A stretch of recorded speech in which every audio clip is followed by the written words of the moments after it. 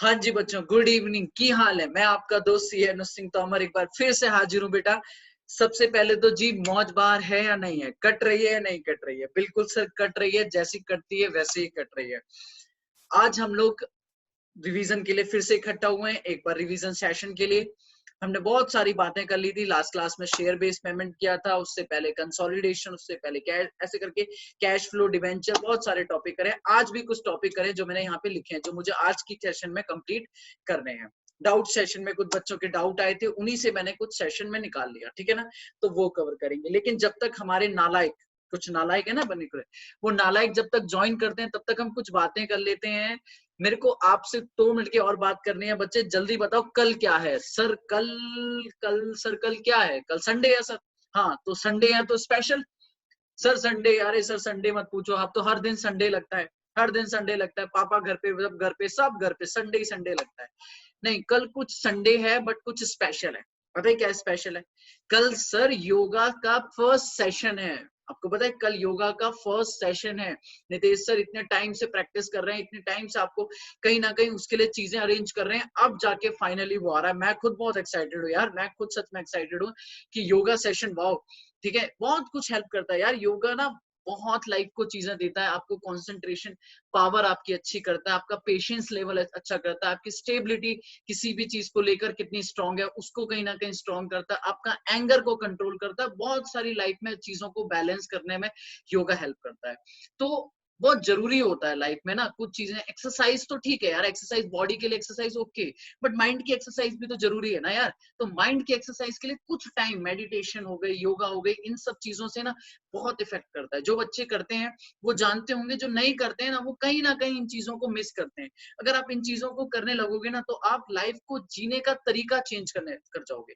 आपको समझ आ जाएगा कि यार लाइफ में ना कुछ चीजें होती हैं जो हमारे कंट्रोल में नहीं होती, कुछ चीजें होती हैं जो हमारे कंट्रोल में होती हैं। तो उनको कैसे बैलेंस करना है ना, वो आपको कहीं ना कहीं योगा और मेडिटेशन ही दिखाता है। आप लोग ना टेंशन लेते रहते हो। अब जैसे एक बच्चे ले रहे हैं इस टाइम एग्जाम की टेंशन, सर एग्जाम अच्छा जाए, एग्जाम कैसा आएगा सर, डर लग रहा है, डर लग रहा है, एग्जाम के बारे में सोच के डर लग रहा है। बेटा एग्जाम अच्छा जाएगा या बुरा जाएगा या कैसा आएगा, ये आपके कंट्रोल में है क्या? आप बोलो ना, एग्जाम कैसा आएगा, आपका एग्जाम पेपर कैसा आने वाला है, क्या आपके कंट्रोल में है? आप चेंज कर सकते हो? Answer is no. तो why worry, why worry? Simple. आपका एग्जाम कैसा आने वाला है, that is not in your control. हाँ, एग्जाम की प्रिपरेशन कैसी होगी, that is in your control. तो आप किसकी तरफ फोकस कर रखा है? आपने फोकस कर रखा है कि मेरा एग्जाम कैसा जाएगा। मेरे हिसाब से आपका फोकस होना चाहिए कि एग्जाम की प्रिपरेशन कैसी होनी चाहिए। क्लियर है? तो कहीं ना कहीं इन्हीं चीजों को तो समझना होता है कि लाइफ में किन चीजों की तरफ फोकस होना चाहिए, किन की तरफ फोकस नहीं होना चाहिए। ठीक है, जो हमारे कंट्रोल में नहीं है सिचुएशन, उसके बारे में क्यों फोकस रखना है, क्यों सोचना है उसके बारे में कि यार ये क्या होगा? अरे नहीं है यार, नहीं है हमारे कंट्रोल में। कोरोना वायरस कहीं ना कहीं उसकी वैक्सीन बनेगी नहीं बनेगी, that is not our control कि हाँ ठीक है हम बना लेंगे जाके। लेकिन हाँ, उससे बचने का हमारे कंट्रोल में है। क्लियर है? तो हमें कैसे बचना है, दैट इज हमें फोकस करना है। हम डेली बैठ के डेटा देखते रहते हैं, हम डेली बैठ के देखते रहते हैं न्यूज में 1-1 घंटे, 2-2 घंटे की क्या हो रहा है, क्या हो रहा है। अरे भाई सब जो हो रहा है होने दो, वो हमारे कंट्रोल में नहीं है। पॉइंट इज कि क्या हम लोग उससे सेफ हैं। सेम बात आपके एग्जाम्स पे भी एप्लीकेबल होती है। और बेटा मैं तो कहता हूँ नितेश सर महान है, लाइक यार वो मैं ऐसी मजाक में बोलूं तो वो ना चैन लेते हैं ना लेने देते हैं। रीजन इज कि मतलब उनका दिमाग ना 24 घंटे चलता रहता है, उनका दिमाग में कुछ ना कुछ चलता रहता है। वो सोचते रहते हैं कि यार क्या करूं क्या करूं क्या करूं। अब जैसे ये सिचुएशन आई, पेंडेमिक सिचुएशन आई, लॉकडाउन हुआ, लो भाई बच्चों की क्लास तो चलानी है तो क्लास चला दो। ठीक है, ऐप पे क्लास दे दो, नहीं है यूट्यूब पे दे दो, नोट्स नहीं है नोट्स दे दो, बच्चों के डाउट आ रहे हैं, चलो टीचर लाइव पे आ जाओ। डाउट के बाद बच्चों को लगता है रिवीजन और चाहिए, रिवीजन दे दो। अभी उन्हें लगता है कि बच्चा कहीं ना कहीं बैलेंस नहीं कर पा रहा है चीजों को, चलो योगा सेशन लेके आ जाओ। बच्चा डीमोटिवेट हो गया, चलो मोटिवेशनल सेशन लेके आ जाओ। कुछ ना कुछ तो करते ही रहना है, कुछ ना कुछ तो करते ही रहना है। ठीक है, तो भाई साहब ठीक है, हाँ जी, सलूट तो बनता है, दैट इज ग्रेट। क्लियर है? चलो अब हम लोग अपने काम पे आते हैं। नालायक आ चुके होंगे, मैं ज्यादा टाइम नहीं लूंगा क्योंकि रिवीजन सेशन है सर, हमारे एग्जाम है। चलो बेटा, हमने आज जो टॉपिक कवर करना है वो टॉपिक मेनली क्या क्या है अगर मैं बताऊं तो सर, आज हम लोग एप्लीकेबिलिटी ऑफ एएस कवर करेंगे, एप्लीकेबिलिटी ऑफ इंडेस करेंगे। एक बच्ची ने मुझसे पूछा था डाउट सेशन में, और उसके पूछने के साथ साथ मेरे को भी ये था कि मेरे को ये पॉइंट तो करवाना है, ठीक है। तो ये पॉइंट मैं आज कवर करने वाला हूँ। और AS26 that is intangible asset. पर मजे की बात है, ये चीजें आज हम लोग जो कवर करेंगे वो करेंगे आपके मॉड्यूल से, दैट इज आपका जो ICSI का मॉड्यूल है उसी में से कवर करेंगे। मैं ज्यादा लिखने पे टाइम वेस्ट नहीं करूंगा, ठीक है, क्योंकि मॉड्यूल से पढ़ना है, ये रीडिंग है, कहीं ना कहीं थ्योरेटिकल चीजें करेंगे, जो प्रैक्टिकल होगा मैं यहाँ पे समझाऊंगा। तो सर बिना देरी के साथ शुरू करने जा रहे हैं हम। हाँ जी, हम ले रहे हैं एक सेकंड, मैं इसको ना पहले मुझे चेंज करना पड़ेगा, मैं इसको चेंज कर लूं। एक सेकंड, अब ये पासवर्ड मांगेगा, पासवर्ड डालना पड़ेगा सर।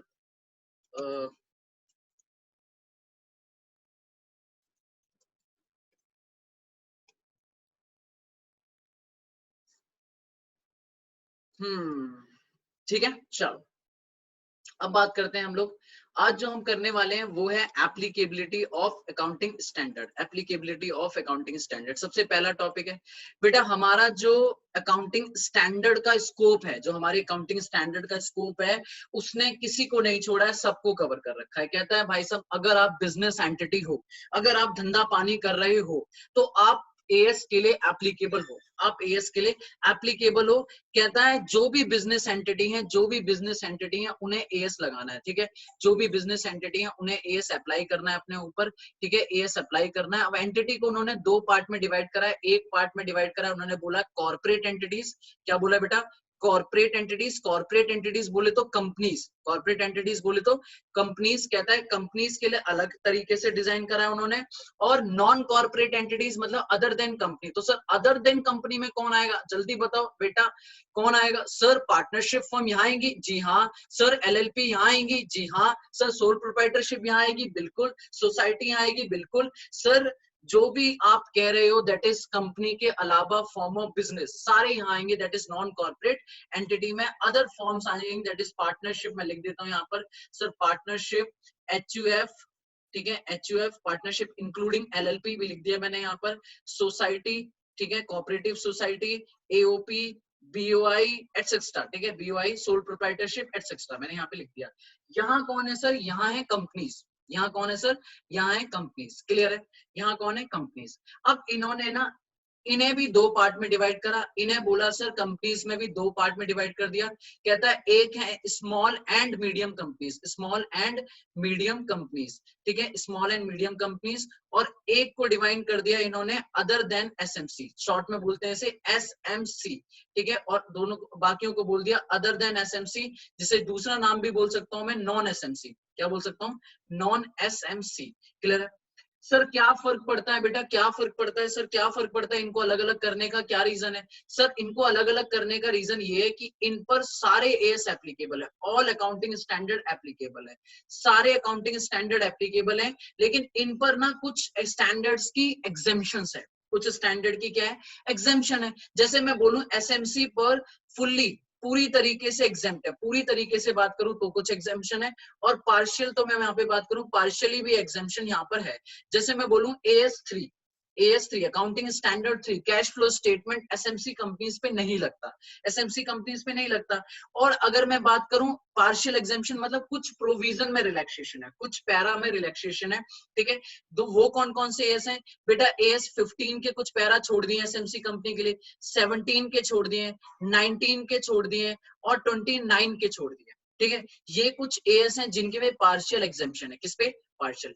अदर देन SMC है तो बेटा सारे स्टैंडर्ड आपको लगाने पड़ेंगे, कोई रिलैक्सेशन, कोई एग्जेम्पशन नहीं है आपके ऊपर। लेकिन अगर आप SMC हो तो आपको इस एग्जेम्पशन को तो फुल्ली मिल गया, दैट इज AS3 तो छोड़ दो। बाकी स्टैंडर्ड में कई कई पॉइंट्स हैं, उन स्टैंडर्ड उन पॉइंट्स को आपको दैट इज एग्जेम्पशन है। क्लियर है? दैट इज एग्जेम्पशन है। ओके, जैसे कि मैं AS15 में बोलूं तो बेटा AS15 में जैसे कि ये कि आपको एक वैल्यूअर की रिपोर्ट लेनी होती है, एक वैल्यूअर की रिपोर्ट लेनी होती है कि फ्यूचर में क्या हम एम्प्लॉय को बेनिफिट देने वाले हैं, रिटायरमेंट बेनिफिट देने वाले हैं, उसकी एक वैल्यूअर रिपोर्ट लेनी होती है। तो वो एग्जेम्पशन है, एसएमसी कंपनी को एग्जाम्पशन है कि वो वैल्यू रिपोर्ट अगर वो ना भी ले, अपने आप है मैनेजमेंट एस्टिमेट कर ले तो भी काम चल जाएगा, ठीक है। तो ऐसी कुछ एग्जाम्पशंस दी गई हैं कि ठीक है ऐसा नहीं तो आपको ये भी आप कर सकते हो, क्लियर है। तो वो कहां पर है, एसएमसी कंपनी पे। अब सर एसएमसी कंपनी समझना पड़ेगा सर कौन सी एसएमसी होती है और कौन सी नॉन एसएमसी होती है।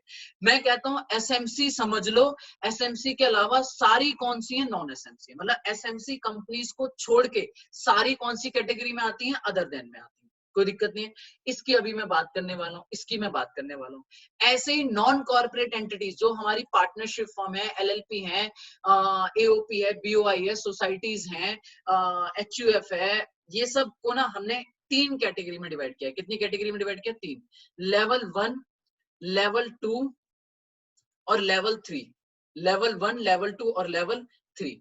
बेटा लेवल का 1 एंटिटी में जो आती है उनपे सारे एएस एप्लीकेबल है, all AS applicable, all AS applicable. Level 2 में कुछ एग्जाम्पशन है, कुछ रिलैक्सेशन है। लेवल 3 में थोड़ी सी ज्यादा एग्जाम्पशन है, थोड़ी सी ज्यादा एग्जाम्पशन है। तो ये पॉइंट हम लोग कवर करने वाले हैं। आपको मैंने बेसिक आइडिया दिया कि हम लोग एएस की अकाउंटिंग स्टैंडर्ड की एप्लीकेबिलिटी कैसे पढ़ने वाले हैं। बेटा ज्यादा टाइम नहीं लगाएंगे, छोटे छोटे बातों में जल्दी जल्दी खत्म करेंगे।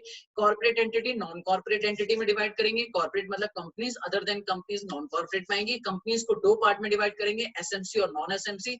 एसएमसी पर कुछ रिलैक्सेशन है, नॉन एसएमसी पे कोई रिलैक्सेशन नहीं है। ऐसे ही नॉन कॉर्पोरेट एंटिटीज को भी 2 पार्ट में, 3 पार्ट में डिवाइड करेंगे, लेवल 1, लेवल 2, लेवल 3। लेवल 1 पे कोई एग्जाम्पशन नहीं है, लेवल 2 पे है कुछ एग्जाम्पशन, लेवल 3 पे उनसे ज्यादा एग्जाम्पशन है, ठीक है। अच्छा शुरू करते हैं बेटा, ठीक है शुरू करते हैं। मैं अपनी स्क्रीन आपके मॉड्यूल की तरफ ले जाता हूँ। ये है आपका मॉड्यूल, दैट इज इसमें चैप्टर नंबर है 10, ठीक है, चैप्टर नंबर है 10। बेटा मैं ज्यादा लिखने का टाइम नहीं करूंगा वेस्ट, इसी में से पढ़ेंगे और आराम से बातें करेंगे, ठीक है। तो बेटा इसमें से हमने जो चीजें कवर कर रखी हैं क्लास में, मैं उसको नहीं लेने वाला। जैसे कि हमने बात कर रखी है कि अकाउंटिंग स्टैंडर्ड क्या होते हैं, अकाउंटिंग स्टैंडर्ड कौन इशू करता है, दैट इज आपने पढ़ रखा है कि ASB board accounting standard board issue करता है, 1977 में ये स्टैब्लिश हुआ। इसके अंदर कहीं ना कहीं बहुत सारे इंस्टीट्यूट ऑफ चार्टर्ड अकाउंटेंट्स के मेंबर कंपोजिट हैं, इसके अंदर आईसीएसआई के मेंबर्स हैं, इसके अंदर रेगुलेटरी लोग हैं जैसे एसएबी के मेंबर्स हैं, डिपार्टमेंट के मेंबर हैं, गवर्नमेंट के हैं, तो अकेडमिशियंस हैं। तो ये सब लोग हैं मिलकर कहीं ना कहीं इसको चला रहे हैं। लेकिन ये सोल कहीं ना कहीं मैं बोलूं एक अपनी बॉडी है, दैट इज अपनी इंडिपेंडेंट बॉडी है, जिसको पूरी पावर है किसके, एएस इशू करने की। तो मैंने ये सारी बातें एक क्लास में कवर कर रखी है, आपकी वीडियो पड़ी है यूट्यूब पे, आप वीडियो देख सकते हो और आराम से वहां पे सारा पॉइंट क्लियर कर सकते हो। मैं वो पॉइंट करने वाला हूँ जो मैंने क्लास में नहीं कर पाया, ठीक है। तो हम लोग करने जा रहे हैं बेटा ये, हम कह रहे हैं कि एंटिटीज जो है, यहां से पढ़ना शुरू करेंगे। हम कहेंगे सर एंटिटीज जो है ये पढ़ने जा रहे हैं हम कह रहे हैं sir applicability of accounting standard. Entities जो 2 पार्ट में डिवाइड करिए, कॉर्पोरेट और नॉन कॉर्पोरेट। कॉर्पोरेट में एसएमसी और नॉन एसएमसी, नॉन कॉर्पोरेट में लेवल 1, लेवल 2 और लेवल 3, क्लियर है। चलो अब हम बात कर रहे हैं सर कॉर्पोरेट एंटिटीज में एसएमसी में कौन आएगा, एसएमसी में कौन आएगा। बेटा 5 कंडीशन है, कितनी कंडीशन है, 5। कह रहा है अब 5 कंडीशन यहाँ पे लिखा है, सेटिस्फाई द फॉलोइंग कंडीशन, इसका मतलब है ऑल, इसका मतलब है ऑल कंडीशन, आपको सारी कंडीशन क्या करनी पड़ेंगी, पुट। अगर आप इन सारी कंडीशन को पूरी करते हो तो आपकी कंपनी बन जाएगी एसएमसी। अगर इनमें से एक भी कंडीशन पिट गई, एक भी कंडीशन से आप बाहर हो गए, तो आप बन जाओगे नॉन एसएमसी और आपको सारे स्टैंडर्ड लगाने, क्लियर है, सारे स्टैंडर्ड लगाने। ओके सर जल्दी बताओ। बहुत सिंपल सिंपल, सबसे पहला पॉइंट, आपकी कोई भी इक्विटी या डेब्ट सिक्योरिटी, आप कोई भी इक्विटी या डेब्ट सिक्योरिटी आपकी ना लिस्टेड हो, ना इन द प्रोसेस ऑफ लिस्टिंग हो। आपकी कोई भी आप ना कोई लिस्टेड कंपनी हो, ना इन द प्रोसेस ऑफ लिस्टिंग हो, वेदर इन इंडिया और आउटसाइड इंडिया। चाहे इंडिया की बात ही हो रही है अंडर, भाई कोई भी इंडिया के स्टॉक एक्सचेंज में आप लिस्टेड ना हो, या इन द प्रोसेस ऑफ लिस्टिंग, भैया मैं अभी आईपीओ आ रहा है, मेरा आईपीओ आ रहा है तो भी आप यहाँ से बाहर हो गए, तो भी आप एसएमसी नहीं हो, नॉन एसएमसी में आ गए, ठीक है। तो लिस्टेड कंपनीज बाहर है यहाँ से, जो companies which are in the process of listing वो भी बाहर है यहाँ से। लेकिन इंडिया में हो चाहे आउटसाइड इंडिया, दोनों बाहर है। चाहे मेरी कंपनी इंडिया में स्टॉक एक्सचेंज में नहीं, आउटसाइड इंडिया में, तो भी बाहर है, क्लियर। लिखा है वेदर इन इंडिया और आउटसाइड इंडिया। फिर कहता है आपकी कंपनी अगर बैंकिंग बिजनेस में है, फाइनेंशियल इंस्टीट्यूशन है, या इंश्योरेंस कंपनी है, तो भी बाहर है। तो कोई भी बैंकिंग कंपनी, फाइनेंशियल इंस्टीट्यूशन और इंश्योरेंस कंपनी कभी भी क्या नहीं बन सकती, एसएमसी नहीं बन सकती, उस पे सारे स्टैंडर्ड्स एप्लीकेबल होंगे, क्लियर, सारे स्टैंडर्ड। ओके सर, तो पहली 2 पॉइंट समझ आए, जल्दी बोलो। पहला 2 पॉइंट, कोई भी लिस्टेड कंपनी एसएमसी नहीं बन सकती। कोई भी कंपनी जो मेरी इन द प्रोसेस ऑफ लिस्टिंग हो वो भी एसएमसी नहीं बन सकती, चाहे इंडिया की बात हो रही है आउटसाइड इंडिया। कोई भी बैंक, फाइनेंशियल इंस्टीट्यूशन या इंश्योरेंस कंपनी मेरी कभी भी एसएमसी नहीं बन सकती। कोई भी कंपनी, अब बात हो रही है अनलिस्टेड कंपनी की, अब किसकी बात हो रही है? अनलिस्टेड कंपनी की।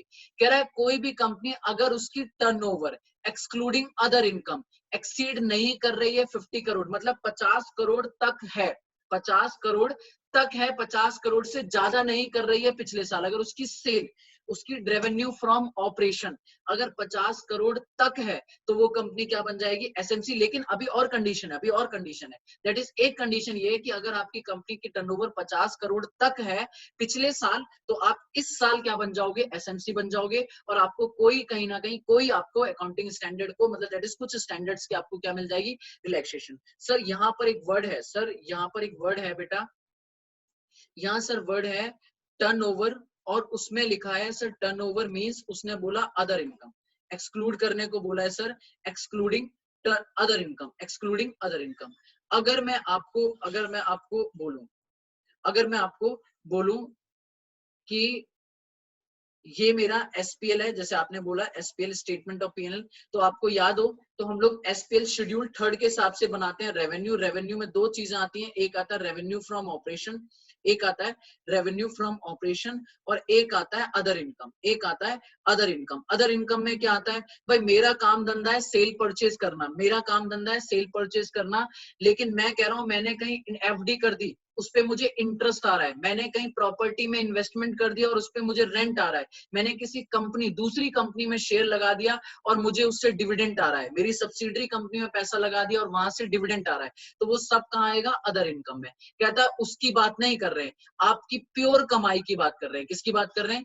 प्योर कमाई, दैट इज प्योर इनकम, मतलब जो आपको सामान, और जो आपका मेन ऑपरेटिंग इनकम है, दैट इज वो जो मेन कहीं ना कहीं आपके ऑपरेशन, दैट इज सेल जो है वो मेन होनी चाहिए। प्योर सेल जो है वो आपकी अगर पिछले साल 50 कितने 50 करोड़ तक है, दैट इज अप टू है, तो भैया आप प्रीवियसली ईयर में अगर है तो आप एसएमसी की कंडीशन को फुलफिल कर रहे हो। ठीक है, एसएमसी की कंडीशन को फुलफिल कर रहे हो। आगे चलते हैं। दूसरी कंडीशन है, कह रहा है कंपनी, अगर कंपनी की जो बोरिंग्स हैं वो इंक्लूडिंग पब्लिक डिपॉजिट, मतलब लॉन्ग टर्म बोरिंग्स की बात हो रही है। पहली बात लॉन्ग टर्म बोरिंग्स की बात हो रही है। कह रहा है बोरिंग्स जो एक्सीडिंग है 10 करोड़ से ज्यादा नहीं है, दैट इज मैं कह दूं कि एक्सीडिंग जो 10 करोड़ से ज्यादा नहीं, तो मैं कह दूं 10 करोड़ तक है। और वर्ड यहाँ लिखा है at any time during the previous year. At any time during the previous year का मतलब क्या? इंक्लूडिंग इंटरेस्ट वगैरह, किसी भी टाइम। ध्यान सुनना, ध्यान सुनना, इसका मतलब क्या है? कहता है अगर प्रीवियस ईयर की बात करूं, प्रीवियस ईयर में आपकी जो बोरिंग्स हैं वो 1 अप्रैल 2019 से लेके 31 मार्च 20, यही आपका प्रीवियस ईयर है।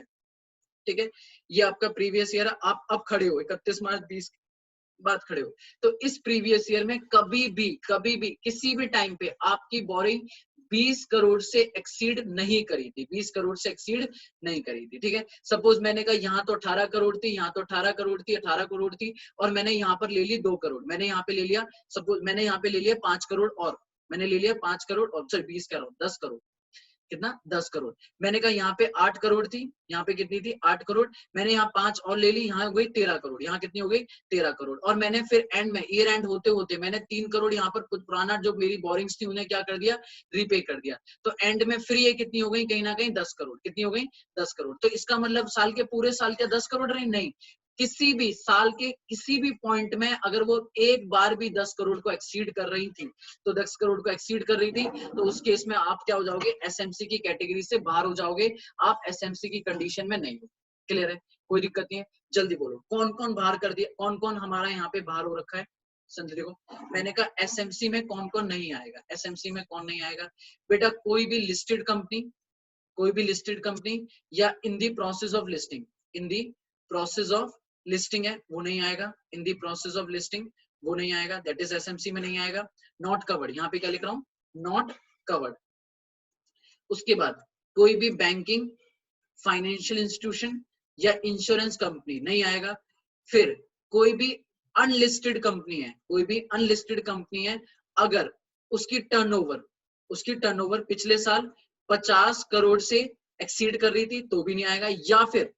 या फिर उसकी बोरिंग्स इसकी बोरिंग्स अगर एट एनी टाइम 10 करोड़ से एक्सीड कर रही थी, कितने से 10 करोड़ से एक्सीड कर रही थी, तो भी वो यहाँ पर नहीं आएगा।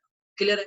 अगर आप इन सब से बच गए, आप इन सब से बच गए तो आप आओगे। दैट इज मैं कह सकता हूँ वो अनलिस्टेड कंपनी, सिंपल सी बात है, वो अनलिस्टेड कंपनी जो बैंक नहीं, बैंकिंग बिजनेस नहीं है, फाइनेंशियल इंस्टीट्यूशन में नहीं है, या इंश्योरेंस कंपनी के बिजनेस में नहीं है, और उसकी टर्नओवर 50 करोड़ से या 50 करोड़ से कम या 50 करोड़ तक है, एंड साथ में बोरोइंग्स 10 करोड़ या 10 करोड़ तक है या उससे कम है at any time during the previous year, तो वो कंपनी क्या बनेगी? That is SMC. क्या बनेगी? एसएमसी। क्लियर है? कोई दिक्कत नहीं है।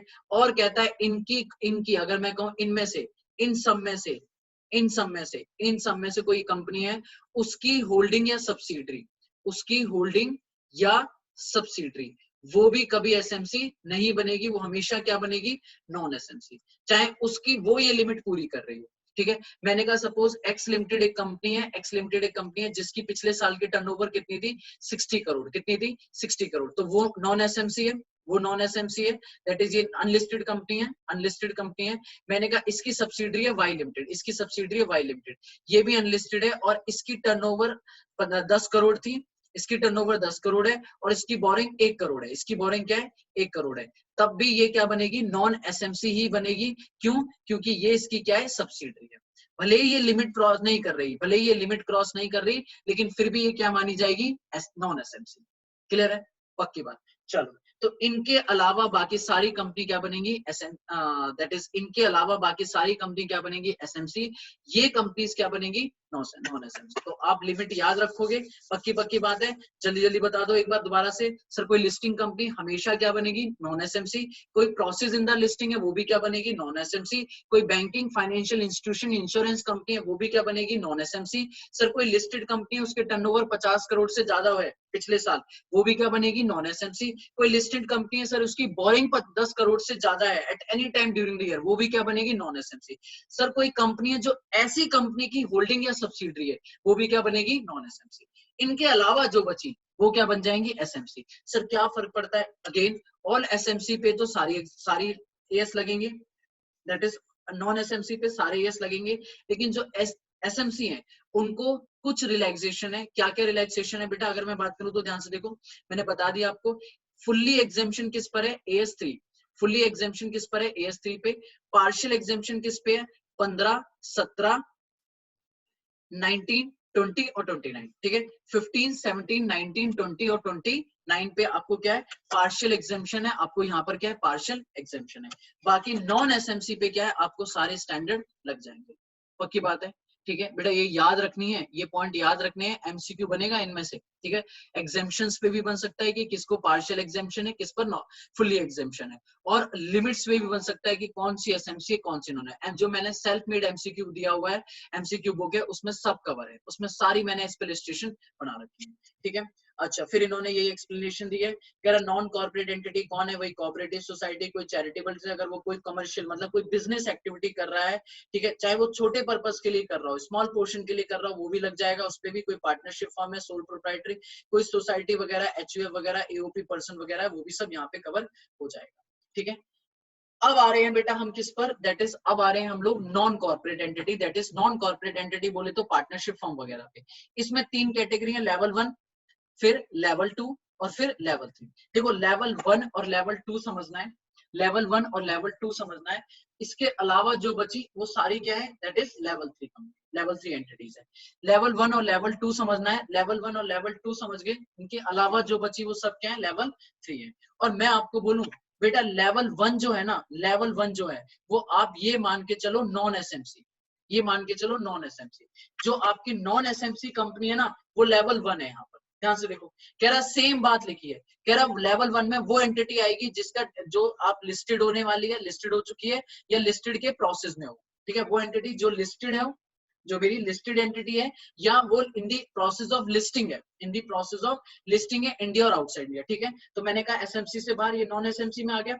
फिर बैंकिंग, फाइनेंशियल इंस्टीट्यूशन या इंश्योरेंस का बिजनेस कर रही है कोई एंटिटी, वो भी यहाँ पर आ गई, याद है, वो भी नॉन एसएमसी थी, ये भी नॉन एसएमसी। कह रहा कोई भी एंटिटी अगर उसकी बोरिंग 10 करोड़ से एक्सीड कर रही है और उसकी टर्नओवर 50 करोड़ से एक्सीड कर रही है ड्यूरिंग द प्रीवियस ईयर या at any time during the immediately preceding year, और उसकी होल्डिंग और सब्सिडरी, तो मैं कह सकता हूँ बिल्कुल डिट्टो नॉन एसएमसी को कॉपी मार दिया गया है किसमें, लेवल 1 में, बिल्कुल डिट्टो। और मजे की बात है इस पर सारे स्टैंडर्ड एप्लीकेबल है, कहता है लेवल 1 पे सारे स्टैंडर्ड एप्लीकेबल है ऑल, ठीक है। ये कह रहा है AS 21, 23, 27 will apply to the regulatory requirement, मतलब कह रहा है कि कंसोलिडेशन कब होगा, जब कहीं कंसोलिडेशन वाला प्रोविजंस लगेंगे, अदरवाइज नहीं होगा, ठीक है, अदरवाइज नहीं होगा। तो LLP वगैरह की बात कर रहा है यहाँ पर, ठीक है। चलो अब आगे चल सकते हैं। हाँ जी, तो लेवल 1 बिल्कुल नॉन एसएमसी की कॉपी है। सर लेवल 2 याद रखना है बस आप, लेवल 2 उससे थोड़ा सा छोटा लेवल, ठीक है। बस कहता है लिस्टेड कंपनी वहां गई, लिस्टेड एंटिटी वहां गई, जो अनलिस्टेड है इन द प्रोसेस ऑफ लिस्टिंग है वो भी गई, बैंकिंग इंश्योरेंस फाइनेंशियल इंस्टीट्यूशन का बिजनेस कर रही है वो भी वहां गई, कोई ऐसी एंटिटी जिसकी टर्नओवर 50 करोड़ से एक्सीड कर रही है वहां चली गई, 10 करोड़ से बोरिंग एक्सीड कर रही है वहां चली गई, उसकी होल्डिंग सब्सिडरी भी वहां चली गई, ठीक है। तो लेवल 2 में क्या बची, लेवल 2 में कहता है वो एंटिटी बची हैं जिनकी बोरिंग 10 करोड़ तक है, 10 करोड़ तक है लेकिन 1 करोड़ से ज्यादा है, 10 करोड़ तक है लेकिन 1 करोड़ से ज्यादा है, क्योंकि 10 करोड़ से एक्सीड करा तो इसका मतलब वो लेवल 1 में पहुंच गया, तो 10 करोड़ तक है या बट 1 करोड़ से ज्यादा है। ऐसे ही उसकी अगर बोरिंग 50 करोड़ तक है, क्योंकि 50 करोड़ से एक्सीड करा तो वो लेवल 1 में पहुंच गया, 50 करोड़ तक है लेकिन 10 करोड़ से ज्यादा है, तो वो क्या बन जाएगा, लेवल 2 बन जाएगा, लेवल 2 बन जाएगा। क्लियर है, क्या बन जाएगा, लेवल 2 बन जाएगा। इन पर कहीं ना कहीं AS3 और AS17 की फुल्ली एग्जेम्पशन है, क्या है, फुल एग्जेम्पशन है। रिलैक्सेशन किस पर है, AS19, 20, 29, AS19, 20 और 29 की रिलैक्सेशन है। याद करो बेटा, जल्दी बताओ जल्दी बताओ, SMC कंपनीज पे क्या क्या रिलैक्सेशन थी। SMC पे सर AS3 पूरी तरीके से नहीं लगता था, 17, 19, 15, 17, 19, 20, 29 ये पार्शियल एग्जेम्पशन थी। यहाँ पर क्या है, 3 और 17 फुल्ली की लिस्ट में डाला गया है, 3 और 17 फुल्ली की लिस्ट में डाला गया है। जो पार्शियल की लिस्ट में है वो कौन है, 19, 20, 29, 15 का जिक्र यहाँ नहीं है, 15 का जिक्र यहाँ पर नहीं है, पक्की बात है, याद रहेगा सर, बिल्कुल याद रहेगा। और इनके अलावा जो बची हैं वो यहाँ पर आ गई, तो उनको उनमें क्या करा है, सिर्फ उनको 2 रिलैक्सेशन और दे दी गई, कह रहा AS3 और 17 भी नहीं लगेगा, साथ साथ AS18 और 24 नहीं लगेगा। इन एडिशन है, इन एडिशन मतलब जो लेवल 2 को छूट गई मिली थी वो तो मिलेंगी, साथ में AS18 रिलेटेड पार्टी डिस्क्लोजर और AS24 डिसकंटिन्यूइंग ऑपरेशन भी आपके ऊपर एप्लीकेबल नहीं है, आपके ऊपर एप्लीकेबल नहीं है। अब सर इसको ना एक बार फटाक से समराइज कर दो, देखो ध्यान से, मैं समराइज करता हूँ, ध्यान से देखो। मैं कहता हूं अगर मैं एप्लीकेबिलिटी की बात करूं, मैं बात करूं एप्लीकेबिलिटी की, तो ध्यान से सुनना। ASK मैं कहूंगा सर यहाँ पे 2 केस बनेंगे,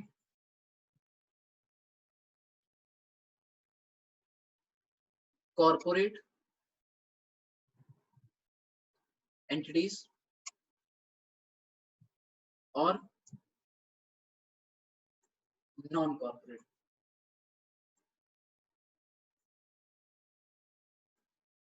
ठीक है। मैंने कहा सर यहाँ पे SMC और नॉन SMC, ठीक है। मैं ऐसे बोलूंगा, नॉन SMC की कैटेगरी याद रखनी है।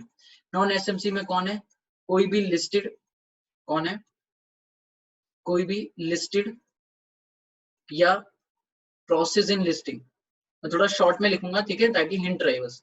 प्रोसेस इन लिस्टिंग चाहे इंडिया में है या आउटसाइड इंडिया है, आउटसाइड इंडिया है वो यहाँ पर कवर है, ठीक है। कोई बैंकिंग फाइनेंशियल इंस्टीट्यूशन या इंश्योरेंस यहाँ कवर है, कोई अनलिस्टेड कंपनी, कोई अनलिस्टेड कंपनी जिसकी टर्नओवर 50 करोड़ के इक्वल नहीं, 50 करोड़ से एक्सीड कर रही है प्रीवियस ईयर में, ठीक है। और या फिर कोई अनलिस्टेड कंपनी, लिस्टेड कंपनी जिसकी बोरिंग्स बोरिंग्स 10 करोड़ से एक्सीड कर रही है previous year any time, previous year any time, ठीक है। टर्नओवर में याद है आपको रेवेन्यू फ्रॉम ऑपरेशन लेना है, अदर इनकम नहीं लेना, ओके। और होल्डिंग, होल्डिंग या subsidiary of above, of above, तो वो भी क्या आ जाएगी नॉन एसएमसी में। कहता है इनके अलावा, इनके अलावा all other, all other are SMC, ठीक है। यहां पर फर्क क्या पड़ता है सर, ऑल एएस एप्लीकेबल, सारे एएस एप्लीकेबल है। यहां फर्क क्या पड़ता है सर, यहाँ फुल्ली कौन सा नहीं है, AS3, AS3 पूरी तरीके से नहीं है। पार्शियल कौन कौन से नहीं है सर, AS15 से याद रखो, 15, 17, 19, 20 और 29 और 29, क्लियर है, ये पार्शियल एग्जेम्पशन है, ठीक है, ओके सर। अब इधर आ जाओ, इधर आ जाओ जल्दी से बेटा, इधर आ जाओ बेटा। अगर आपको फोटो वोटो लेना है तो आराम से ले लेना इसकी प्रिंट, जो भी आपको अगर कुछ रखना है, दैट इज शॉर्ट नोट्स बना के रखना है तो उसके लिए इधर आ जाओ। इधर की बात करूं मैं तो सर इधर भी ऐसी काम है, लेवल 1, लेवल 1, ठीक है, लेवल 2 और सर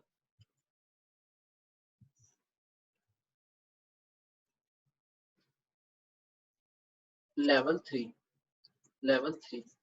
सर मैं अगर बोलूं तो same as non SMC, non SMC यहाँ लेवल 1 है, यहाँ क्या है लेवल 1 है। तो सर यहाँ पे भी सेम बात है, all AS applicable, all AS applicable, ठीक है, all AS applicable, okay. Sir तो यहाँ पे लेवल 2 में क्या है, कहता है इनके अलावा कोई ऐसी एंटिटी है, कोई ऐसी एंटिटी है जिसकी जिसकी या तो टर्नओवर कितने से 10 करोड़ से ज्यादा है, बट अप टू क्या है, अप टू 50 करोड़ है, अप टू 50 करोड़ है। या फिर बी जिसकी बोरिंग्स, ये प्रीवियस ईयर, जिसकी बोरिंग्स कितनी है 1 करोड़ से ज्यादा है, बट अप टू 10 करोड़ है, अप टू 10 करोड़ है, previous year any time, previous year any time. और वही होल्डिंग सब्सिडरी, दैट इज इनकी होल्डिंग और सब्सिडरी, होल्डिंग और सब्सिडरी ऑफ अबव, तो वो भी कहाँ जाएगी, लेवल 2 में आ जाएगी। और यहाँ पर इनके अलावा, इनके अलावा सर जो बचेंगे, इनके अलावा अगर मैं यहाँ पे थोड़ा सा और बड़ा करके लिखने से, मैं ऐसे बोलता हूँ, ये यहाँ से लेता हूँ लेवल 3, लेवल 3, तो इनके अलावा जो है that is other than level 1 and 2 जो आएंगी वो यहाँ पाएंगे। सर क्या फर्क पड़ता है, सर फर्क क्या पड़ता है, फर्क पड़ता है ना बेटा, यहाँ पर आपको पता है कुछ एएस की फुल्ली एग्जेम्पशन है और कुछ पे पार्शियल एग्जेम्पशन है। फुल्ली में किस किस में है सर, AS3 और AS17 की फुल्ली है, ठीक है, AS3 और AS17 की क्या है फुल्ली है। पार्शियल किस किस में, AS19, AS20 और AS29। बेटा याद रखना है बस, AS15 की कोई एंटिटी को रिलैक्सेशन नहीं है, ठीक है, AS15 की एंटिटी को रिलैक्सेशन नहीं है, बस बाकी तो सेम यहाँ पर देखो वही है, उतने ही एस यहाँ पर है, उतने ही, बस 90 यहाँ पे 15 बाहर कर दिया, बाकी 17 को फुल्ली की लिस्ट में डाल दिया, ठीक है, याद रखना है। सर यहाँ पर क्या है, सर यहाँ पर भी आपको फुल्ली है और पार्शियल है। कहता है in addition to, that is in addition to level 2, तो लेवल 2 को क्या क्या मिल रहा था, AS3 यहाँ मिल रहा था, AS17 यहाँ मिल रहा था, कहता है यहाँ भी मिलेगा, यहाँ पे AS18 की और फुल्ली एग्जेम्पशन मिलेगी और AS24 की और फुल्ली एग्जेम्पशन मिलेगी। पार्शियल सेम है, AS19, AS20 और AS29, AS29, हाँ जी। तो ये मेरा पूरा चार्ट कंप्लीट हुआ, ये पूरी एप्लीकेबिलिटी है किसकी, AS की, ठीक है, हाँ जी। तो आप अगर इसको नोट करना चाहो तो नोट कर देना, बाकी मैं ना कोशिश करूंगा कि ये ना आपको मैं भेज दूं ब्रॉडकास्ट ग्रुप में भेज दूंगा मैं इसकी ना फोटो, दैट इज इसको पीडीएफ में निकाल कर आपको मैं भेज दूंगा, ठीक है। तो आपको ये मिल जाएगा, ये चार्ट मिल जाएगा आपको, ये चार्ट आप आराम से यूज कर सकते हो। तो बस इतना सा याद रखना है, ये आपकी एप्लीकेबिलिटी पूरी कंप्लीट है, ठीक है। चल सकते हैं, बिल्कुल सर आगे चल सकते हैं। चलो अब आ जाओ, अब मैं पढ़ने जा रहा हूँ, अब मैं क्या करने जा रहा हूँ, अब मैं पढ़ने जा रहा हूँ बच्चे। अगर मैं बाकी बात करूँ तो बेटा ये इसके नाम वगैरह इस चैप्टर में, और जो इसका मेन आगे जो इम्पोर्टेंट पॉइंट है वो है आपका कहीं ना कहीं एएसबी बोर्ड आएगा यहाँ पर, ठीक है। ये मिस हो गया, ये रहा हमारा एएसबी बोर्ड, ठीक है। ये तो इंटरनेशनली आ गया, यहाँ पर हमारा एएसबी बोर्ड भी आ रहा होगा, ठीक है। चलो अब मैं कहता हूँ एएसबी बोर्ड वगैरह के बारे में जो पढ़ना है वो हम लोग क्या कर लेंगे, क्लास में आप लोग कवर कर लोगे। मैंने क्लासेस कर रखी हैं, वो आप क्लास से देख सकते हो। सर अभी आप क्या कराने वाले हो, अब मैं पढ़ाने वाला हूँ बेटा इंडेस की एप्लीकेबिलिटी, किसकी किसकी, इंडेस की, ठीक है सर, ओके करो सर। देखो इंडेस की जो एप्लीकेबिलिटी है वो इंडिया में कैसे लगा, मैं आपको बोलूं। इंडेस जो हमारे इंडिया में लगा है वो एडॉप्शन कैसे हुआ, दैट इज जो जितना हमारे सिलेबस में मैं उतनी बात करूंगा, बाकी तो बातें तो बहुत कुछ हो चुकी हैं इंडेस पे, पर उतनी बातें नहीं करूंगा मैं, ठीक है। क्योंकि अपना जितना सिलेबस है उतना ही कवर करो, इंडेस पे ज्यादा अपने को टेंशन नहीं लेनी। सर इंडेस के एडॉप्शन की बात करूं तो ये ना 4 फेज में लगा, कितने फेज में लगा, 4, ठीक है। फेज 1, फेज 2, फेज 3, ठीक है। फेज 1 पहली बार लगा, फिर हमने बोला फेज 2 दूसरी बार, दैट इज दूसरी इसकी लिमिट आई, फिर तीसरा और फिर चौथा, ठीक है। 4 फेज में इन्होंने लगाया, दैट इज 4 फेज में। अभी तो और भी बढ़ा दिया, लेकिन अपने को 4 ही पढ़ने, अपने को क्या पढ़ने, 4 ही, ठीक है। चलो मैं ऐसी ग्राफ से बताता हूँ। मैं कहता हूँ सर शुरुआत जो हुई है ना, वो शुरुआत हुई है 1 अप्रैल 2016 से कुछ कंपनीज पे, फिर उसके बाद 1 अप्रैल 2017 को फिर बाकी इस पे, फिर 1 अप्रैल 2018 से बाकी पे लग गया, फिर 1 अप्रैल 2019 से बाकी पे लग गया। तो इन्होंने ना धीरे धीरे करके इंडेस लगाए हैं, ठीक है, धीरे धीरे। सबसे पहले इन्होंने क्या करा, सबसे पहले इन्होंने कहा कि अगर आप लिस्टेड हो, आप लिस्टेड हो या अनलिस्टेड हो, लिस्टेड हो या अनलिस्टेड हो, आपकी नेटवर्थ, आपकी अगर नेटवर्थ 500 करोड़ से एक्सीड करती है या 500 करोड़ के इक्वल है, 500 करोड़ के इक्वल है नेटवर्थ, अगर आपकी 500 करोड़ या 500 करोड़ से ज्यादा है तो आपके ऊपर इंडेस एप्लीकेबल हो जाएंगे। इंडेस एप्लीकेबल हो जाएंगे कहां से, 1 अप्रैल 2016 से, मतलब 1 अप्रैल 2016, 16-17 में आपको इंडेस लगाने पड़ेंगे अपने अकाउंट्स में। क्या लगाने पड़ेंगे, इंडेस। देखो पढ़ के देखो, कहता है मैंडेटरी एप्लीकेबल है, मैंडेटरी एप्लीकेबल है इंडेस टू ऑल कंपनीज 1 अप्रैल 2016 से, चाहे वो लिस्टेड हो अनलिस्टेड हो, अगर उनकी नेटवर्थ 500 करोड़ इक्वल या ग्रेटर, मतलब 500 करोड़ से ज्यादा या 500 करोड़ तक भी है, तो भी आपको क्या करना पड़ेगा, 500 करोड़ के इक्वल भी है तो आपको क्या लगाना पड़ेगा, इंडेस लगाने पड़ेंगे, दैट इज आपकी पहली लिमिट आ गई। नेटवर्थ इन्होंने बोला, नेटवर्थ कैसे निकालेंगे, नेटवर्थ अभी मैं बात करूंगा, नेटवर्थ पे अलग बात करूंगा। नेटवर्थ होती क्या, अभी मैं बात करूंगा। आप ये मान के चलो नेटवर्थ बोले तो शेयर होल्डर फंड, नेटवर्थ बोले तो शेयर होल्डर फंड, मालिकों का पैसा, share capital plus reserve and surplus, share capital plus reserve and surplus. अभी ये मान के चलो कि 500 करोड़ अगर आपकी शेयर होल्डर फंड या उससे ज्यादा है तो आपको 1 अप्रैल 2016 से क्या लगाना पड़ेगा, इंडेस। फिर इन्होंने बोला आगे जाके, फिर इन्होंने सेम लाइन ली, कहता है लिस्टेड हो या अनलिस्टेड हो, लिस्टेड हो या अनलिस्टेड हो, अगर आपकी नेटवर्थ, अगर आपकी नेटवर्थ 250 करोड़ या उससे ज्यादा है, 250 करोड़ या उससे ज्यादा है, तो आप 1 अप्रैल 2017 से लगाओगे, ठीक है। पहले 500 करोड़ को कवर किया, फिर थोड़ी सी लिमिट कम करके आधी करके कहा कि 1 अप्रैल 2017 से आप एप्लीकेबल कर दोगे, दैट इज इंडिया से एप्लीकेबल कर दोगे। उसके बाद अगर मैं बात करूं, उसके बाद सेम बात देखो, जहां से फेज 2 में क्या कर दिया इन्होंने, यहाँ पर नेटवर्क 250 करोड़ कर दिया, लेकिन 500 करोड़ तो पहले ही कवर हो चुका था। बात आई फिर फेज 3 की। फेज 3 में अगर मैं बात करूं तो फेज 3 में इन्होंने पकड़ा बैंकिंग कंपनी को, इन सबसे इन्होंने बैंकिंग को बाहर कर रखा था। यहाँ पे फेज 1 और फेज 2 में बैंकिंग, फाइनेंशियल इंस्टीट्यूशन और एनबीएफसी को बाहर करा था। यहाँ लाके इन्होंने कहीं ना कहीं बैंकिंग, एनबीएफसी और फाइनेंशियल इंस्टीट्यूशन को भी लिया है। यहाँ पर अगर मैं बात करूं बेटा, यहाँ पे मैं बात करूं तो यहाँ पर कवर नहीं थी, नॉट कवर्ड, नॉट कवर्ड। कौन कवर नहीं था, बैंकिंग कंपनीज, एनबीएफसी या फिर फाइनेंशियल इंस्टीट्यूशन आपके कवर नहीं थे, ठीक है। यहां इन्होंने कवर कर लिया, कहते हैं यहां से ये भी एप्लीकेबल है क्या, लेकिन इनके ऊपर एप्लीकेबल तभी होगा जब इनकी नेटवर्थ, इनकी नेटवर्थ अगर 500 या 500 करोड़ से एक्सीड करेगी, मतलब इनकी शेयर होल्डर फंड अगर 500 या 500 करोड़ से एक्सीड करेगी तो कहीं जाके इन पे क्या हो जाएगा, इंडियस एप्लीकेबल हो जाएगा 1 अप्रैल 2018 से।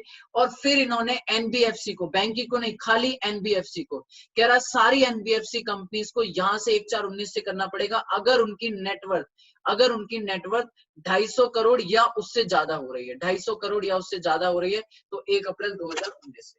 हाँ जी, ये 4 फेसेस हैं जो आपको याद रखना है सर। पहले सबसे पहला इनिशियल याद रख लो 1 अप्रैल 2016। इंडियस कब से लगे हैं? 1 अप्रैल 2016 से हमारे देश में लगे हैं। सबसे पहले लगे उन्होंने उन कंपनीज पे जिनकी टर्नओवर 500 करोड़ थी, लेकिन इनमें बैंकिंग, फाइनेंशियल इंस्टीट्यूशन और इंश्योरेंस कंपनी बाहर था। फिर 1 अप्रैल 17 से 250 करोड़ वालों को भी कवर कर लिया। फिर 1 अप्रैल 18 से बैंकिंग वालों को भी कवर कर लिया, बट केवल 500 करोड़ को। और फेस पे एनबीएफसी को भी कवर कर लिया 250। अभी क्या लगता है बैंकिंग और फाइनेंशियल इंस्टीट्यूशन पे नहीं लग रहा? लग रहा है बेटा, लेकिन मैंने कहा ना अपने को इतना ही पढ़ना है क्योंकि अपना इतना ही कोर्स में, बाकी तो बवाल और आगे है, लेकिन हम उनके बारे में ज्यादा डिटेल में नहीं जानने वाले क्योंकि हमारे कोर्स में यही तक है। ठीक है, और यही बातें बस, इनके ज्यादा दिक्कत में जानी नहीं है आपको, यही सारी बातें करेंगे। हाँ जी, वो कह रहा है नेटवर्थ जो देखी जाएगी, नेटवर्थ जो देखी जाएगी वो आप कहीं ना कहीं पिछले 3 सालों का, यहाँ पर पिछले 3 सालों का चेक करोगे। अगर पिछले 3 सालों कंटिन्यूसली 500 करोड़ से ज्यादा है, ऑन एन एवरेज 500 करोड़ से ज्यादा है तो एक्सीड करेंगे। यहाँ पे 4 सालों का देखोगे, यहाँ पे 3 सालों का और यहाँ भी 3 सालों का। ठीक है, तो ये पॉइंट है। ठीक है, क्लियर है? अगर आ जाओ इसमें, क्लियर है? चलो, तो ये बात करते हैं नेटवर्थ क्या होती है, अभी बात करता हूं मैं। नेटवर्थ पे आते हैं, तो ये अपने फेज 4 की भी बात कर ली मैंने। फेज 4 में ऑल एनबीएफसी कवर है अगर उनकी नेटवर्थ 250 करोड़ या 250 करोड़ से ज्यादा है लेकिन 500 करोड़ तक है। ठीक है, तो उनको लगाना है मैंडेटरी 1 अप्रैल 2019 से। ठीक है, तो 1 अप्रैल 2019 तक हमने यहाँ पर बात कर ली। ठीक है, ओके, कोई दिक्कत नहीं है। अच्छा, अब पहले इतनी बात हो गई। हाँ, अब इन पे मैं कुछ एक्स्ट्रा पॉइंट की बात करूंगा जो आपको याद रखना है एमसीक्यू। मैंने कहा सपोज एक कंपनी है एक्स लिमिटेड, अगर सपोज एक्स लिमिटेड पे इंडियस एप्लीकेबल हो जाता है, इंडियस एप्लीकेबल हो जाता है, इंडियस एप्लीकेबल है, तो कहता है एक्स लिमिटेड की जो सब्सिडरी है, एक्स लिमिटेड की जो सब्सिडरी है, एक्स लिमिटेड की जो होल्डिंग कंपनी है, एक्स लिमिटेड की जो होल्डिंग कंपनी है, एक्स लिमिटेड की जो एसोसिएट कंपनी है, एक्स लिमिटेड की जो एसोसिएट कंपनी है, एस लिमिटेड के जो जॉइंट वेंचर है, एस लिमिटेड के क्या है जो जॉइंट वेंचर है, बेटा सब पे इंडियस एप्लीकेबल हो जाएगा। दैट इज सब क्या आ जाएंगे, इंडियस के दायरे में आ जाएंगे। सब पे इंडियस क्या कर देंगे हम, एप्लीकेबल, इंडियस एप्लीकेबल। क्लियर है? चाहे भले ही वो इंडिविजुअली पैरामीटर फॉलो कर, मतलब फुलफिल करते हो या ना करते हो, उन पर इंडियस लग जाएगा। अगर एक कंपनी पे इंडियस लग गया तो उसका पूरे ग्रुप पर इंडियस लग जाएगा। क्लियर है? पूरे ग्रुप पे इंडियस लग जाएगा। ओके सर, पहला पॉइंट ये बात। ठीक है, यही लिखा है यहाँ पर। कहता है थिंग्स जो आपको नोट करके रखनी है, याद रखनी है, वो यही है कि अगर इंडियस एप्लीकेबल हो गया किसी कंपनी पे तो वो ऑटोमेटिकली लग जाएगा all subsidiary, holding company, associate, joint venture, irrespective कि उसकी इंडिविजुअल क्लासिफिकेशन क्या है। दूसरा, यहाँ पर अगर कहता है कोई इंडियन कंपनी है और उसका फॉरेन में ऑपरेशन है, मतलब उसकी फॉरेन में ब्रांच है, एस्टेब्लिशमेंट है, तो उस पे उसकी जो ब्रांच और एस्टेब्लिशमेंट के जो अकाउंट्स हैं वो एज पर इंडियस नहीं बनेंगे, उसके अपने गैप के अकॉर्डिंग बनेंगे। सपोज मैं कह रहा हूँ मेरी इंडियन कंपनी है, उसकी कोई ब्रांच या कोई भी हेड ऑफ या कोई भी सब्सिडरी अगर कोई यूएस में है, क्लियर है, तो उसके अकाउंट यूएस गैप के अकॉर्डिंगली बनेंगे। गैप बोले तो general accepted accounting principle, US gap के अकॉर्डिंग बनेंगे, Indian gap that is Indians के अकॉर्डिंग नहीं बनेंगे। क्लियर है? लेकिन हाँ, जब कंसोलिडेशन करेंगे, कंसोलिडेशन करेंगे पेरेंट कंपनी अगर इंडिया की है तो पेरेंट कंपनी को फिर कंसोलिडेशन करते टाइम अपने उस कंपनी के भी उस कंपनी को भी क्या करना पड़ेगा, कहीं ना कहीं इंडियस पे बनाकर कंसोलिडेट करना पड़ेगा। जैसे मैंने कहा मेरी कंपनी है एक्स लिमिटेड, इंडियन कंपनी है और इसकी सब्सिडरी कंपनी है कहीं ना कहीं यूएस में कोई एक्स इनकॉर्पोरेशन या कोई भी है दैट इज यूएस कंपनी है। उस कंपनी को वैसे तो स्टैंड अलोन में अपने ही गैप लगाने, लेकिन कंसोलिडेशन करने के लिए मुझे उसे इंडियस में इंडियस पे लगाने पड़ेंगे और इंडियस में कन्वर्ट करके देन उसको मुझे अपने आप में कंसोलिडेट करना पड़ेगा। ठीक है, हाँ जी। फिर आइए नेटवर्थ की बात। कहता है नेटवर्थ, देखो पहली बात तो नेटवर्थ है क्या, total paid up capital, all reserves. ठीक है, सारी पेड अप कैपिटल दैट है इक्विटी प्रेफरेंस जो भी हो सब ऐड करेंगे, सारे रिजर्व चाहे वो कोई से भी कहीं से भी आउट ऑफ प्रॉफिट हो, सिक्योरिटी प्रीमियम हो, कुछ भी हो, सारे रिजर्व ऐड होने। ठीक है, किसी भी तरीके का रिजर्व है सब ऐड होने हैं। कोई लॉसेज है तो वो माइनस हो जाएंगे, लॉसेज जैसे कि डेफर्ड एक्सपेंडिचर, कोई मिसलेनियस एक्सपेंडिचर है तो वो माइनस हो जाएंगे। ठीक है, याद रखने वाली बात बेटा इंपॉर्टेंट, सावधान, कहता है रीवैल्यूएशन रिजर्व जो है, रीवैल्यूएशन रिजर्व वो इंक्लूड नहीं होगा, रीवैल्यूएशन रिजर्व इंक्लूड नहीं होगा। तो नेटवर्थ निकालते टाइम आपको याद रखना है कि आपको सारे पेड अप कैपिटल उठानी है, सारे रिजर्व उठाने हैं, सारे लॉसेस माइनस करने हैं, लेकिन रिजर्व में रीवैल्यूएशन रिजर्व आपका नहीं आएगा। ठीक है, ठीक है, कोई बात नहीं, मैंने कहा था मैं नेटवर्क की बात करेंगे। अब आ जाओ sir voluntary adoption. Voluntary adoption मतलब इंडेस आपके ऊपर एप्लीकेबल नहीं है, आप लिमिट क्रॉस नहीं करते, लेकिन फिर भी आप इंडेस लगाना चाहते हो, फिर भी आप अगर इंडेस लगाना चाहते हो तो इंडेस लगा सकते हो, इंडेस लगा सकते हो। लेकिन पॉइंट ये है कि अगर आपने, आप मैंडेटरी नहीं है लेकिन आप लगाना चाहते हो तो लगा सकते हो, वॉलंटरी लगा सकते हो। लेकिन आपको पॉइंट ये है, ये ऑप्शन जो है अगर आपने वॉलंटरी वंस एक्सरसाइज अगर एक बार कर लिया तो ये इरिवोकेबल नहीं है, आप वापस कह नहीं सकते कि ठीक है मैं नहीं लगा रहा। एक बार लगा लिया तो फिर आप पे ये कंसिस्टेंटली लगते रहेंगे, दैट इज कंसिस्टेंटली लगते रहेंगे। आप existing that is accounting standards के ऊपर नहीं जा सकते, आपको इंडेस ही लगाना पड़ेगा। पक्की बात है। तो ये हमारी इंडेस की एप्लीकेबिलिटी याद रहेगी। हमने एस की एप्लीकेबिलिटी भी पढ़ ली, इंडेस की एप्लीकेबिलिटी पढ़ ली। ठीक है, चलो जल्दी से बेटा ये बताओ इतनी बातें समझ आ गई या नहीं आएंगे? इतनी बातें आ गई, बिल्कुल सर मेरे हिसाब से इतनी बातें आपको समझ आ जानी चाहिए। ठीक है, अब हमें क्या करना है बेटा, अब हमें अकाउंटिंग स्टैंडर्ड 26 डिस्कस करना है। मैं थोड़ा सा स्पीड में जितना हो सकता है मैं करूंगा। ठीक है, अगर थोड़ा रह जाएगा क्योंकि मैं जस्ट बता दूं बच्चों आपको, मैं जस्ट अभी रिकॉर्ड कर रहा हूँ, ये हो रहा है 8:25। ठीक है, और अभी थोड़ी देर में आपको मुझे लाइव देना है क्लासेस। ठीक है, अभी आपको लाइव 9 बजे चल रही होगी, तो मेरे पास टाइम कम है क्योंकि सुबह से मैं थोड़ा बिजी था, मीटिंग्स वगैरह में था तो नहीं कर पाया, लेकिन मैं आपकी क्लास मिस नहीं होने देना चाहता था। ठीक है, तो मैंने कहा कोई दिक्कत नहीं है, मैं कर लूंगा, मैंने करी है। तो अगर मेरे पास थोड़ा सा टाइम कम है, मेरे पास जो भी 15 मिनट में जितना कवर हो जाएगा मैं कवर कर लूंगा, क्योंकि उसके बाद मुझे करके उसे कहीं ना कहीं पूरा उसे दैट इज कहीं ना कहीं रेडी करने के लिए उसको, दैट इज वीडियो को कहीं ना कहीं अपलोड करने के लिए मुझे थोड़ा सा टाइम लग जाता है। तो मैं 10-15 मिनट लेके चलूंगा, 15 मिनट में रिकॉर्ड जो भी कितना पढ़ा सकूंगा वो पढ़ा दूंगा, बाकी मैं फिर नेक्स्ट रिवीजन सेशन में नेक्स्ट कवर कर लेंगे। ठीक है ना, नेक्स्ट कवर कर लेंगे। Okay sir, okay. तो हम जा रहे हैं सर सीधा सीधा AS 26 पे, दैट इज हमारा क्या है, हमारा है valuation of intangible asset. Page number है कहीं ना कहीं 5, मेरे पास यहाँ नहीं दिख रहा मुझे, 555। ठीक है, चलो शुरू करते हैं बेटा। सबसे पहले वैल्यूएशन ऑफ इंटेंजिबल एसेट अगर मैं आपको बता दूं तो ये कौन से स्टैंडर्ड में है, AS 26। याद रखना है बेटा, इंपॉर्टेंट स्टैंडर्ड है। अकाउंटिंग स्टैंडर्ड 26 मैंने बहुत डिटेल में क्लास में कवर किया है। ठीक है, बहुत डिटेल में क्लास में कवर किया, अगर आप चाहोगे तो इस स्टैंडर्ड को आप वहां पे भी डिटेल में कवर कर सकते हो। मैं एक बार क्विक रिविजन करा रहा हूँ, डिटेल में क्लास में कवर किया, यहाँ पे क्विक रिविजन करा रहे हैं वैल्यूएशन ऑफ इंटेंजिबल एसेट की। बेटा सबसे पहली बात हमारा AS 26 क्या कहता है, AS 26 इंटेंजिबल एसेट को क्या बताता है। तो इंटेंजिबल एसेट की जो मीनिंग है एज पर अकाउंटिंग स्टैंडर्ड वो क्या है, कहता है intangible asset is an identifiable as non monetary asset. सबसे पहली बात कह रहा है इसे जो देखा जाता है, इसे जो पहचाना जाता है वो कंसीडर किया जाता है as non monetary asset. Sir ये नॉन मॉनेटरी एसेट्स क्या होती है, आज मीनिंग ही इतनी इंपॉर्टेंट है, इसकी मीनिंग बहुत इंपॉर्टेंट है। सर नॉन मॉनेटरी एसेट्स वो एसेट्स होती हैं जिनका जिनका कहीं ना कहीं कंसीडरेशन, जिनके कहीं ना कहीं वैल्यू, जो मुझे रिकवरेबल वैल्यू है वो फिक्स नहीं है under the any contract, under the any legal contract. कहने का मतलब है कि अगर मैं इसको बेचने जाऊं मार्केट में या इससे पैसा रिकवरी करूं तो मुझे फिक्स नहीं है कि इससे कितना मिलेगा।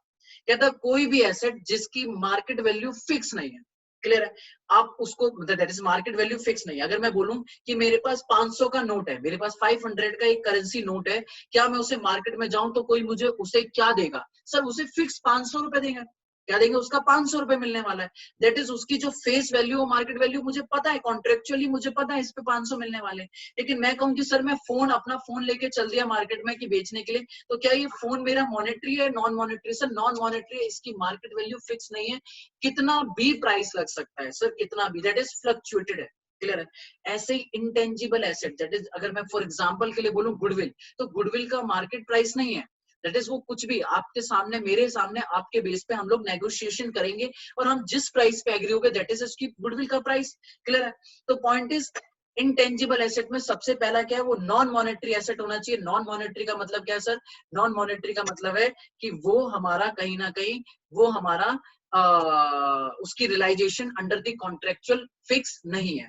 दूसरा, विदाउट फिजिकल सब्सटेंस, कोई दिक्कत नहीं है सर। विदाउट फिजिकल मतलब उसे हम टच नहीं कर सकते, वो इंटेंजिबल है, दैट इज हम उसे टच नहीं कर सकते, देख नहीं सकते, उसका खुद का फिजिकल सब्सटेंस नहीं है। इस फोन का फिजिकल सब्सटेंस है, इस फोन का, ये फोन है ना, इसको मैं देख सकता हूँ, ठीक है, इस फोन का है, हर चीज जो भी हमारे आसपास चीजें हैं वो फिजिकल है। लेकिन अगर मैं बोलूँ ब्रांड है, मेरा कोई कॉपीराइट है, मेरा कोई ट्रेडमार्क है, मेरा कोई गुडविल है, इनका कोई फिजिकल सब्सटेंस नहीं है, ये एक राइट है, ये एक राइट है, ये एक राइट है। ओके सर, इसे मैंने क्यों रखा है? पहली कंडीशन, ये नॉन मॉनेटरी है। दूसरी, सर इसका फिजिकल सब्सटेंस नहीं है। और तीसरा, मैंने इसे बिजनेस में रखा है, या तो मैं इसे यूज करूंगा, that is used in the production और सप्लाई ऑफ गुड्स और सर्विसेज। मैं अपनी गुड्स और सर्विसेज को देने के लिए इसे यूज करूंगा। ठीक है, मैकडोनल्ड का जो मैं फ्रेंचाइजी लेके बैठा हूं, दैट इज वो फ्रेंचाइजी मेरे लिए क्या है? इंटेंजिबल है, क्योंकि उसका फिजिकल सब्सटेंस नहीं है और उसे मैं अपने बिजनेस में यूज कर रहा हूं ताकि मैं आगे जाके अपने प्रोडक्शन को कर सकूं।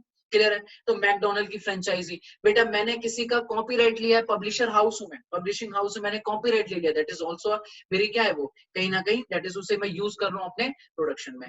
तीसरा है रेंटल टू अदर, मैं उसको रेंट पे दे रहा हूँ। ठीक है, कोई सॉफ्टवेयर है जिसे मैंने रेंटल पे देता हूँ, ठीक है, कोई सॉफ्टवेयर है जिसे मैं रेंट पे देता हूँ, दैट इज बेचता नहीं हूँ, रेंटल पे देता हूँ कि लोग आप रेंट यूज कर सकते हो, रेंट पे यूज कर सकते हो। कई सॉफ्टवेयर जिन्हें आप रेंटल पे लेते हो, ठीक है, जैसे आपको मैं बताऊं, हम लोग जूम यूज कर रहे हैं, उनका भी तो रेंट जाता है ना, वो 1 महीने मेरे से चार्ज करते हैं, तो वो भी अपनी कहीं ना कहीं जूम का जो सॉफ्टवेयर है वो मुझे रेंट पे दे रहे हैं, दैट इज मेरे को रेंटल है। तो वो भी उनका बिजनेस है, वो रेंटल वो क्या करेंगे, अगर बेटा ध्यान सुना, रेंटल है, अगर वो रेंटल दे रहे हैं for the purpose of investment, for the purpose of investment, तो वो उनकी इन्वेस्टमेंट है। लेकिन अगर उनका बिजनेस ही है रेंटल पे देना, तो वो मेरी इंटेंजिबल एसेट होगी। ठीक है, आगे जाके बात करेंगे। फिर कहता है एडमिनिस्ट्रेशन पर्पज, दैट इज मैं अपने बिजनेस में यूज कर रहा हूँ, अपना कोई सॉफ्टवेयर वगैरह जो टेली वैली है, जो मेरा खुद का है, दैट इज मैं उसे अपने बिजनेस, अपने अकाउंट्स वगैरह में यूज कर रहा हूँ। कोई जीएसटी सॉफ्टवेयर है, बिजी है, ये सब ओरेकल है, सैप है, ये सब कहीं ना कहीं बिजनेस में यूज हो रहे हैं, तो ये सब क्या है? Administration purpose. 3 चीजें आपको याद रखनी है। टेंजिबल एसेट क्या है? वो एसेट है जिसका मॉनेटरी, जो जो नॉन मॉनेटरी है, जिसका रियलाइजेशन फिक्स नहीं है।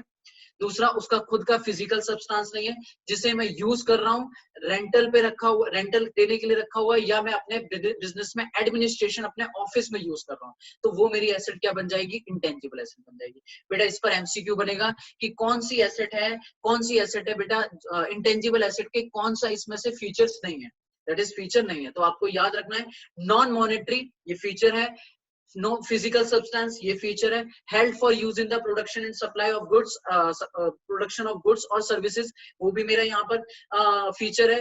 हेल्ड फॉर रेंटल पर्पस, वो भी मेरा फीचर है। हेल्ड फॉर एडमिनिस्ट्रेशन पर्पस, वो भी मेरा फीचर है। इनके अलावा कोई आएगा तो वो मेरा इंटेंजिबल एसेट का फीचर नहीं है। ये सारी कंडीशन अगर किसी चीज में फुलफिल हो जाती हैं तो वो मेरी इंटेंजिबल एसेट बन जाएगी, उसे मैं अपनी बुक्स में रिकॉर्ड कर सकता हूँ, दैट इज उसे AS26 के साथ डील करूंगा।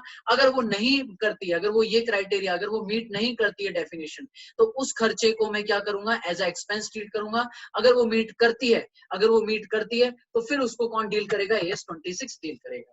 ठीक है, तो कोई भी खर्चा जो मेरा कहीं ना कहीं, जो मेरा खर्चा ऐसा है जो मेरे इसको डील नहीं करता, AS26 के क्राइटेरिया को फुलफिल नहीं करता, तो वो कहीं ना कहीं PNL में जाएगा। तो बेटा हम लोग ना कभी बचपन में जब छोटे बच्चे थे तब पढ़ा करते थे advertisement expenditure, loss on issue of debenture, discount on issue of debenture, preliminary expenses, share issue expenses. हम कहते थे भाई साहब ये खर्चे हैं, ये खर्चे हैं, लेकिन इनको हम धीरे धीरे अमोर्टाइज करेंगे, धीरे धीरे अमोर्टाइज करेंगे। आज AS26 कहता है कि भाई साहब ये खर्चे आपको कोई, इनको नॉन मॉनेटरी नहीं है, इन्हें आपने कोई यूज रखने के लिए नहीं दिया है, इन्हें आप ये एक तरह के लॉसेज हैं, इनको सीधा PNL में क्या करो? राइट ऑफ करो, इनको सीधा क्या करो? राइट अप करो। तो आज की डेट में preliminary expenses, share issue expenses, loss on issue of debenture, कोई भी डेफर्ड रेवेन्यू एक्सपेंडिचर है, सारे के सारे कहां जाते हैं? एक बार में PNL में चले जाते हैं, एक बार में, कोई डेफर्ड नाम की चीज नहीं होती है। ठीक है, कंपनी के केस में कोई डेफर्ड नाम की चीज नहीं है। चलो आगे आते हैं, ठीक है। फिर ये यही फीचर्स हैं, तो आप ये फीचर्स एक बार पढ़ोगे। बेटा वैल्यूएशन करने की, इंटेंजिबल एसेट की वैल्यू कैसे निकालूंगा, 3 अप्रोच है, एक कॉस्ट अप्रोच, एक मार्केट वैल्यू अप्रोच और एक economic value approach. Economic value approach, ठीक है। कॉस्ट अप्रोच क्या है कि अगर मैं कहीं एसेट्स खरीद रहा हूं, अगर मैं एसेट परचेज कर रहा हूं, तो उतना मैंने जितना पे किया है वही मेरी क्या बन जाएगी, गुडविल की वैल्यू बन जाएगी। सपोज हमने कई सारे क्वेश्चन करे, हमने किसी का बिजनेस टेक ओवर कर लिया, हमने किसी का बिजनेस टेक ओवर कर लिया, हमने एसेट्स और लाइबिलिटी लेके आया और साथ में हमने पैसा पे किया। तो अगर हमने ज्यादा पे किया तो हम कहते हैं जितना एक्स्ट्रा पे किया है वही हमारी गुडविल है। That is cost method. That is कौन सा मेथड है, कॉस्ट। अगर मैं पे कर रहा हूँ एक्स्ट्रा, परचेज करते टाइम मैं एक्स्ट्रा पे कर रहा हूँ गुडविल के नाम पर, तो दैट इज वो गुडविल है। दैट इज कॉस्ट मेथड की सीधा जितना पे किया उतने पे ही रिकॉर्ड कर लो। मार्केट वैल्यू है कि अगर मैं कहता हूं कि वैल्यूएशन करते टाइम हमें लगता है कि यार कोई और भी ऐसे ही एसेट्स है, कोई और भी कॉपीराइट है, किसी का सेम कॉपीराइट है या किसी का सेम ट्रेडमार्क है जो हमारे बिजनेस में भी ट्रेडमार्क है, तो उसने अपनी जितनी मार्केट वैल्यू पे रखी हुई है, जितने की भी ट्रांजेक्शन हुई है, उसी ट्रांजेक्शन को हम उतनी ही मार्केट वैल्यू को हम भी अपने कॉपीराइट या ट्रेडमार्क की वैल्यू को रिकॉर्ड कर सकते हैं। सपोज मैंने कहा भाई एक और देखो, सपोज मैं कह रहा हूं मैं भी ऑथर हूं, एक और ऑथर है, ठीक है। मैंने भी सपोज सीएस की एक सीएमए की बुक लिखी है, उन्होंने भी सीएमए की बुक लिखी है। उन्होंने जो क्लेम करा है वो उन्होंने कॉपीराइट का क्लेम करा है सपोज 10 लाख रुपए, ठीक है। अभी अभी ट्रांजेक्शन हुई है, मुझे लगता है मार्केट वैल्यू अच्छी खासी ट्रांजेक्शन हुई है, सब कुछ मैच कर रहा है, मैं उस मार्केट वैल्यू को अपने लिए रिकॉर्ड कर सकता हूँ, अपने लिए कहीं ना कहीं उठा सकता हूँ। दैट इज एक और अप्रोच है, मैं मार्केट वैल्यू पे भी काम कर सकता हूँ। ये अप्रोचेज है, मेरा मन है दैट इज मैं फॉलो करना चाहता हूं। तीसरा मेथड है, अगर आपको लगता है कि आपको ये दोनों ही मेथड नहीं है, कॉस्ट मेथड नहीं लगाना, आपको आपने कोई पैसा एक्चुअल में नहीं पे किया है या फिर आपने कोई मार्केट वैल्यू उठानी नहीं है, तो तीसरा है इकोनॉमिक वैल्यू अप्रोच, जिसमें आप खुद निकालोगे दैट इज फ्यूचर में क्या बेनिफिट होने वाला है, फ्यूचर में कितने का पैसा आने वाला है, फ्यूचर जो मेंटेनेबल प्रॉफिट है उसके बेस पर गुडविल की वैल्यू निकालोगे, दैट इज उसके बेस पर इंटेंजिबल एसेट की वैल्यू निकालोगे, ठीक है। याद है आपको हमने यूज किया था capitalisation method, average profit method, super profit method, वो सारा कहां से निकलता है, इकोनॉमिक वैल्यू अप्रोच में निकलता है। कहां से निकलता है, इकोनॉमिक वैल्यू अप्रोच में निकलता है। कहता है इनटेंजिबल एसेट्स को रिकॉर्ड बुक्स में रिकॉर्ड करने के लिए 2 कंडीशन पूरी होनी चाहिए। क्या क्या, वो आपको फ्यूचर में बेनिफिट देने वाला, फ्यूचर में आपको उससे कहीं ना कहीं मॉनेटरी बेनिफिट होने वाला है, इकोनॉमिक मतलब मॉनेटरी बेनिफिट होने वाला है, और दूसरा उससे जो कॉस्ट है आप उसकी कॉस्ट मेजरली रिकॉग्नाइज कर सकते हो, उसकी जो कॉस्ट है इंटेंजिबल एसेट की जो कॉस्ट है आप उसे निकाल सकते हो, आप उसे क्या कर सकते हो, निकाल सकते हो। सारे बच्चे सुनेंगे बेटा क्या बात करी मैंने, रिकॉग्नाइज में क्या क्या बातें कर ली मैंने। कहा भाई साहब इनटेंजिबल एसेट को बुक्स में कब रिकॉर्ड करोगे, 2 कंडीशन पूरी होगी, जल्दी बोलो 2 कंडीशन कौन सी। कहता है अगर मुझे लगता है इस इंटेंजिबल एसेट से मेरे को फायदा होने वाला है फ्यूचर में, ठीक है। सपोज मैंने कोई लाइसेंस ऑब्टेन किया है, मैंने कोई लाइसेंस ऑब्टेन किया है जिसकी वजह से मैं आगे एक्सपोर्ट कर पाऊंगा और एक्सपोर्ट रेवेन्यू जनरेट कर पाऊंगा, तो वो लाइसेंस मेरे लिए क्या है, फ्यूचर इकोनॉमिक बेनिफिट प्रोवाइड कर रहा है, ठीक है। मैंने कोई कॉपीराइट ली, मैंने कोई फ्रेंचाइजी लिए कॉपीराइट, या मैंने कोई फॉर्मूला डेवलप किया। सोचो ना कोरोना वायरस का पेंडेमिक चल रहा है, इसके लिए कई कंपनीज वैक्सीन बनाने में लगी हुई है। अब कोई कंपनी अगर वैक्सीन बना लेती है तो डेफिनेटली उसको फ्यूचर इकोनॉमिक बेनिफिट होने वाला है। यस, वो उसको कॉपीराइट करवा के आगे दवाइयों के रूप में कंट्रीज को बेचेगी, हद मतलब ह्यूज प्रॉफिट्स, ह्यूज सेल होने वाली है उसकी, तो सर उसको फ्यूचर इकोनॉमिक बेनिफिट है, आंसर इज यस। दूसरा, क्या जो ये इसने काम किया, जो ये फॉर्मूला, जो ये वैक्सीन बनाई, इस पर जितना खर्चा हुआ है क्या इसकी कॉस्ट रिकॉग्नाइज की जा सकती है, क्या इसकी कॉस्ट कैलकुलेट की जा सकती है, आंसर इज अगर यस, तो अगर दोनों ही कंडीशन फुलफिल हो जाती हैं तो आप उसको इंटेंजिबल एसेट रिकॉर्ड कर सकते हो, रिकॉर्ड कर सकते हो, ठीक है, रिकॉर्ड कर सकते हो। बाकी बातें जो हमें वो हम नेक्स्ट क्लास में पढ़ने वाले हैं बेटा, बाकी बातें मैं इससे रिलेटेड बाकी बातें नेक्स्ट क्लास में पढ़ूंगा, क्योंकि ऑलमोस्ट टाइम हो चुका है, मुझे अब क्लास को रिकॉर्ड करने का टाइम, क्लास को अपलोड करने का टाइम है। नेक्स्ट क्लास में हम ट्यूसडे को चैप्टर को खत्म करेंगे और वैल्यूएशन ऑफ शेयर्स की भी थोड़ी बहुत बातें शुरू कर देंगे, ठीक है। तो बेटा नेक्स्ट क्लास में मिलते हैं, तब तक के लिए बाय, टेक केयर, मुस्कुराते रहें और रिवाइज करते रहें, ठीक है, अच्छे से रिवीजन करना है। बाय बाय बच्चों।